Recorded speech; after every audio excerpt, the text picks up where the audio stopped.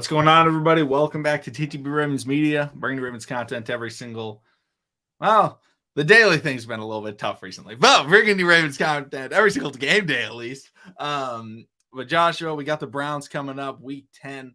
We're 7-2. We're facing off against the two top defenses in the NFL so far up to this point this season. How you feeling coming into this game? We do have Marlon. We do have Keaton Mitchell in a rematch of a game where we didn't get to face Deshaun Watson earlier in the season. Well, I mean, that's a big thing about it, in week 4, I don't think we was all the way healthy. Yes, the Browns did miss Deshaun Watson. Deshaun Watson did have, I guess we could say, great showing against the Cardinals.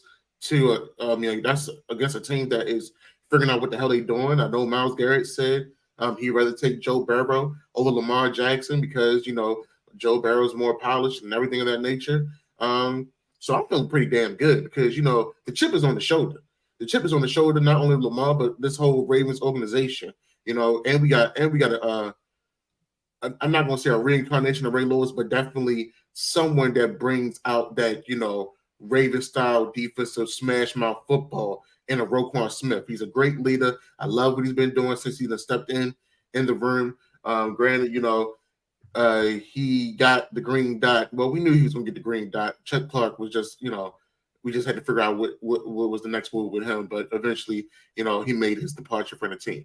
But I'm feeling pretty good, man. I love all the hate that we're getting. I love all the doubts that we're getting. I love, and I even love the praise that we're getting. All I need for this team to do is be consistent and execute. That's the motto for me for the rest of the season, all the way into the second season, which is the playoffs. Yep. If we can stay healthy, which is, shout out to them, and knock on wood, 53 men on the roster. Damn near everybody is healthy. That is a blessing going into week 10, especially with this week being as short as it is. Because we stay here in Baltimore and we got the Bengals on Thursday night. So, I'm looking forward. This is nothing but a battle test for these guys to show how they're going to keep on rolling and moving. And I'm looking forward to see, how these guys complete the task. Yeah, and we're going against a team that's missing offensive linemen. 3 tackles are out for the Cleveland Browns today, so the Ravens hopefully are going to be able to tee off against Deshaun Watson and, really just try and go out there and have another dominant defensive performance like they've had in recent weeks, because the Browns want to run the football, but they have Amari Cooper, who has traditionally done well for the against the Ravens, whether it was when he was in Oakland, this was pre-Vegas Raiders. When he was with the Raiders, he always did well against the Ravens. When he's with Cleveland, he's done well against the Ravens. So got to play him tight. You got to play him well. Luckily, we do have Marlon Humphrey for that. But really the keys to this game is you got to stop that run and then, force the Browns into passing situations and try and get your hands in the dirt and get some sacks on Deshaun Watson, in critical downs, which is what the Ravens have been so good at doing this year. Like, that's when their sacks have been coming. It's not necessarily first down sacks. It's the third down sacks, the drive ending sacks that have just been absolutely crucial for the Ravens. It's allowed their defense to be the best defense in the NFL up to this point. And I think best defense in the NFL, period. But, outside of those kind of main things of stopping the run, I think, you want to force turnovers because this is a good Browns defense. The Ravens aren't going to score every possession. The Browns defense actually did, I felt like, a really good job against the Ravens the first time they played. The Browns offense just sucked. And so it was like 3 and out, 3 and out, 3 and out, 3 and out. And so the Ravens were struggling a little bit to score.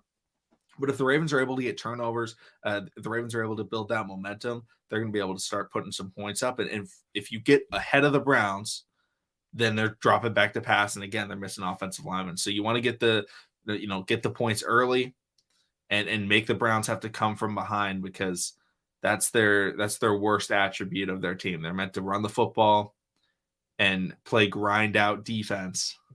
But the Ravens, luckily Lamar Jackson's done a pretty good job in his career against Cleveland.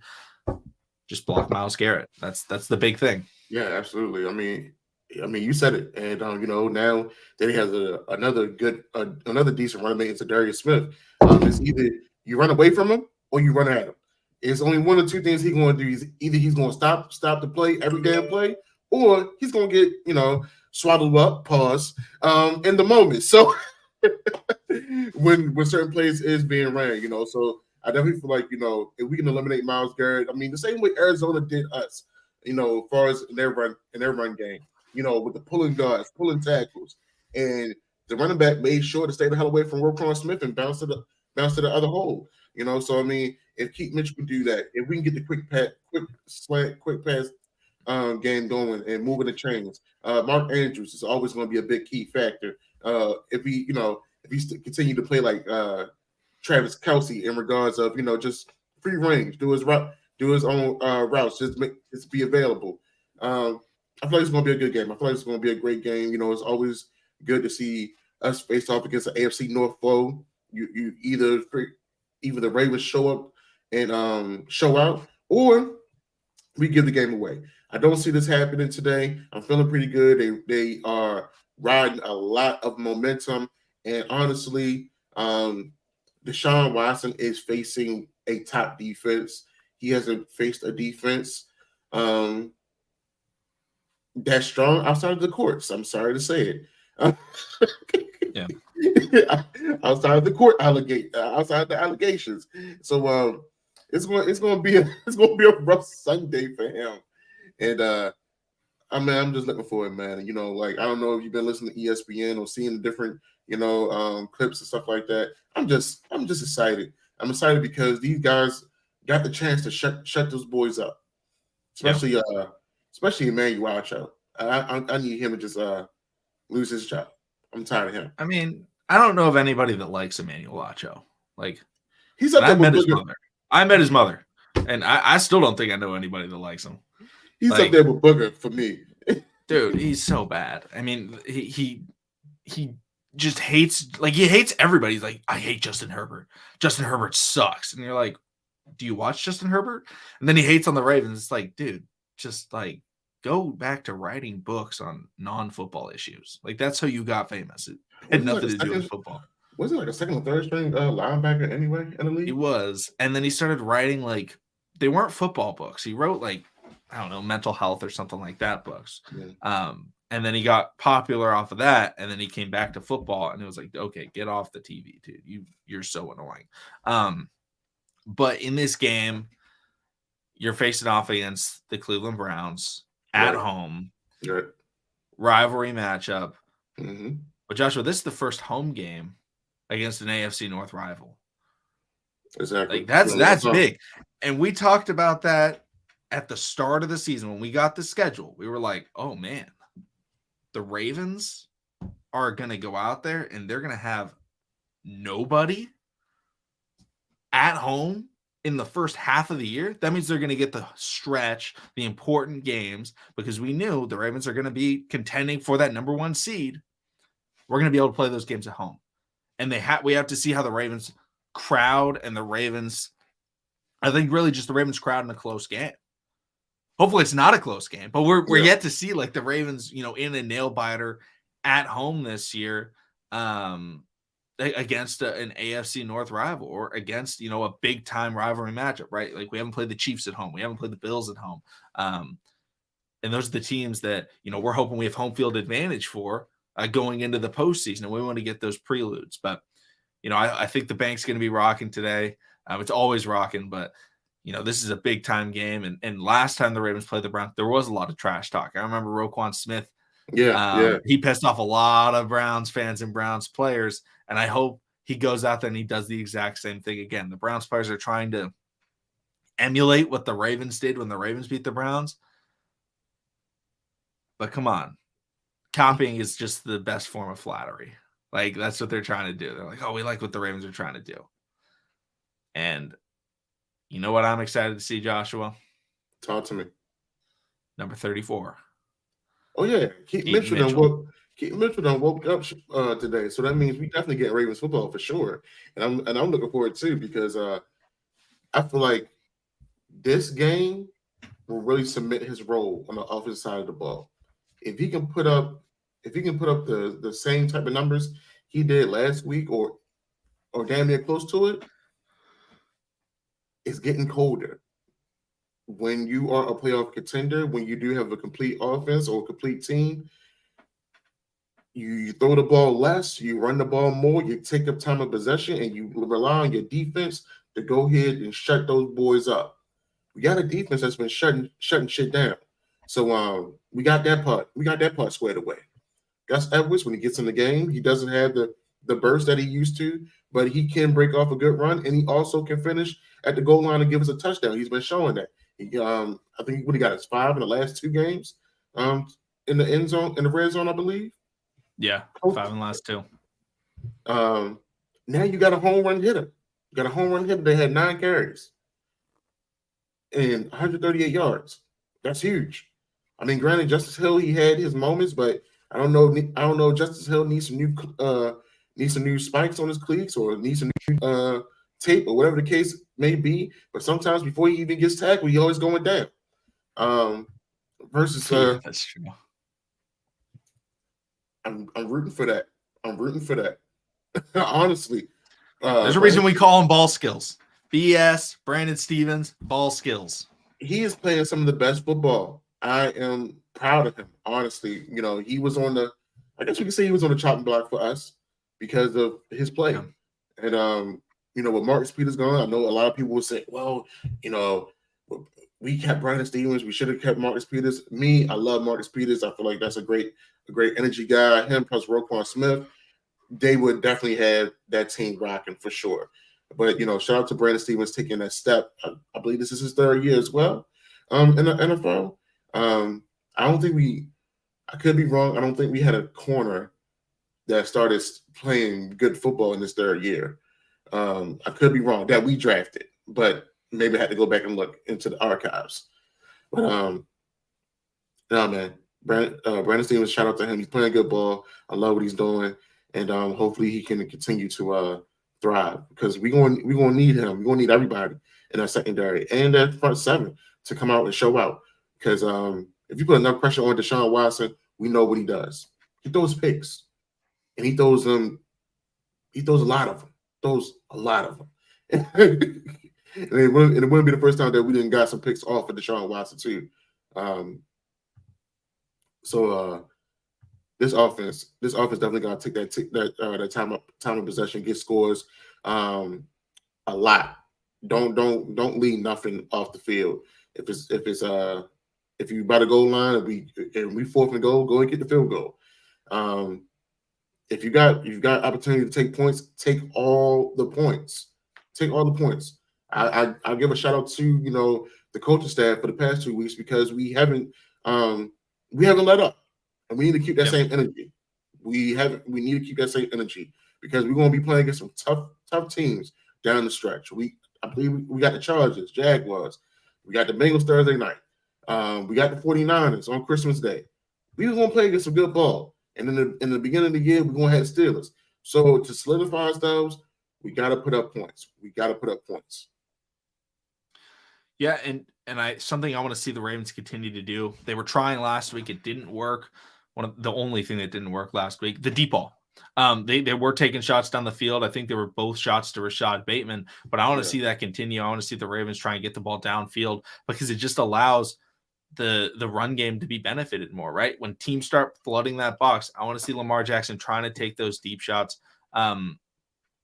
because we don't have to complete every single one, but Lamar hasn't, knocking on wood right here, we haven't been turning the ball over on those deep shots. It's just been, we've had some incompletions, some overthrows, but that's fine. Like, I'd rather have an incompletion on a deep shot to keep the defense honest, where maybe Rashad Bateman beats a guy, and you try and hit him deep, and maybe it's a missed throw or whatever. Or better thing, he catches it, you score, and that's just in another way that the Ravens can beat you explosively. I think this is going to be an emphasis in this game, because Lamar Jackson doesn't like to make the same mistake twice. He does not like to have the same type of performance twice. If he messes up in one facet of the game, he's going to make sure that next game he's excellent in that regard. So I think he's going to take some deep shots today. I think it's probably going to maybe be one to Rashad Bateman, but Rashad Bateman has shown why we drafted him in the first round. He's not elite, but I think people underestimate like what a first round pick is. A lot of people think that a first round pick has to be a Pro Bowler or the best player at that position on your team. Yeah. And that's the case if you're top 5, right? Like that's when you're like, this guy better be a Pro Bowler. Like we need this guy to be good. Like Rashad Bateman was drafted 27th overall, right? Like Rashad Bateman was not drafted as like he was the 4th wide receiver taken, I believe. It was Jamar. Yeah, it was the 4th. Jamar, Waddle, Devontae Smith, and then it was Rashad Bateman.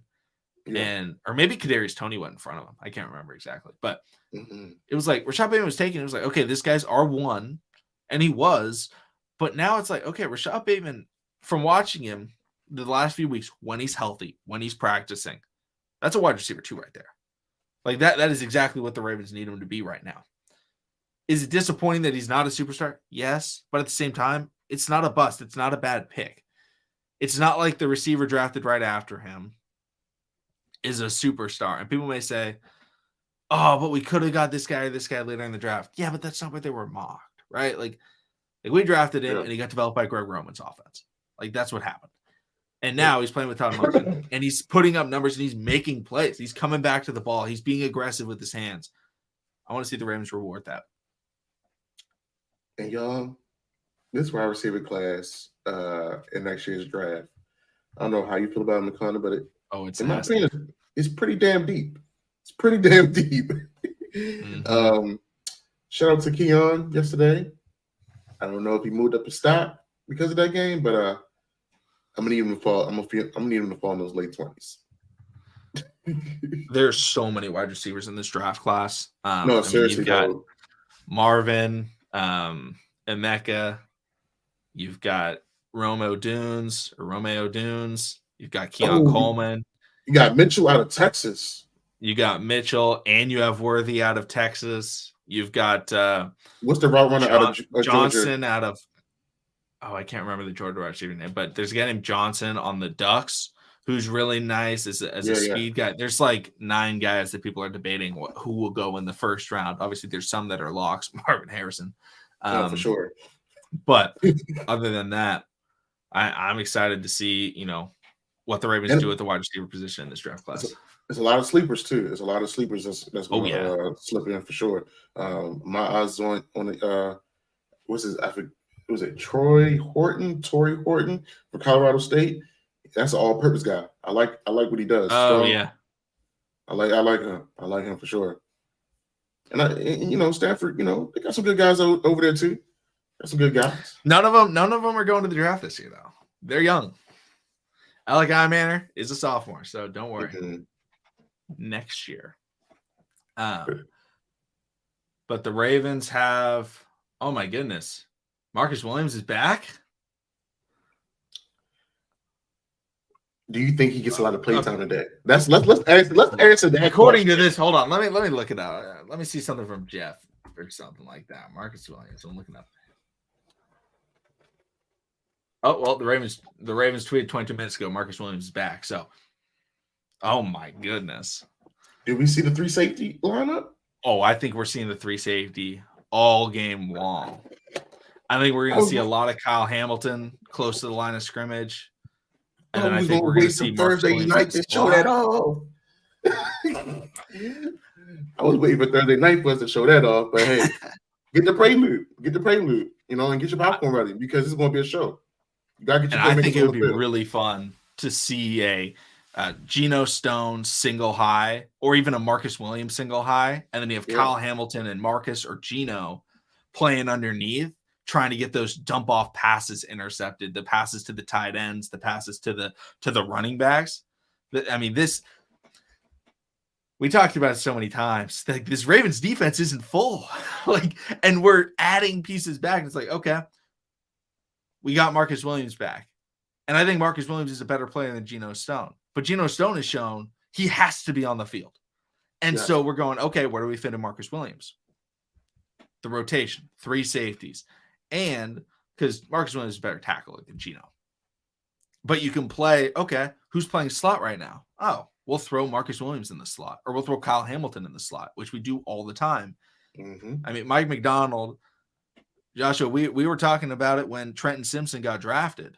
was his hope was to have Trenton Simpson be the, future third safety, just playing in the box because of his speed and the coverage ability coming out of college. But now it's like, oh, we have that, but Marcus Williams is that role, or Kyle Hamilton is that role. That's unreal. Like that is a dynamic trio to have in the backfield.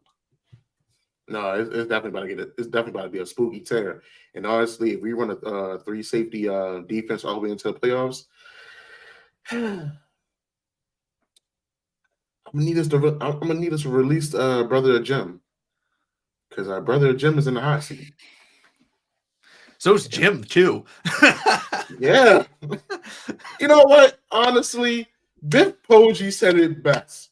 He said he'd been locked in with Jim for how many years he was locked in with him, and he knows Jim. Get your team right, go get better. I like Biff Poggi. Biff Poggi has always been a dog in the state of Maryland, whether it was coaching Gilman, St. Francis, whatever the case was, and he brought that winning mentality. I don't know how Charlotte is going, how I believe it's University of Charlotte, where he's the head coach at. I don't know how they're doing so far, but I know one thing about him. He knows how to make winners out of young men. And he's right. He's right. If the allegations tend to be false, go get right. Go get better. And the guys that's coming into the Big Ten, y'all better be prepared. Y'all better be prepared, because Michigan right now and Ohio State, they are some of the top dogs of the Big Ten.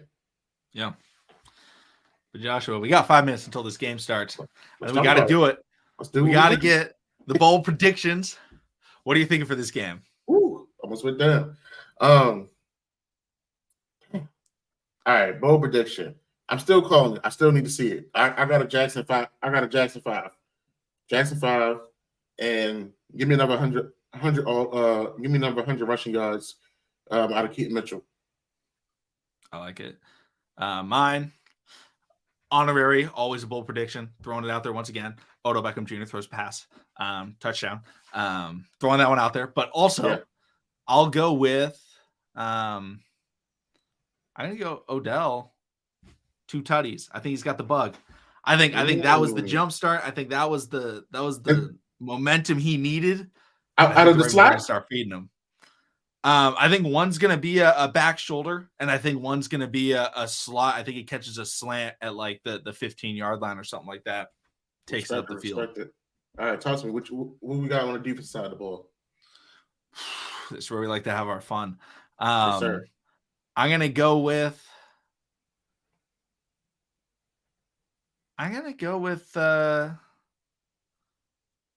9 sacks from the Ravens defense. Damn, I'm loving that.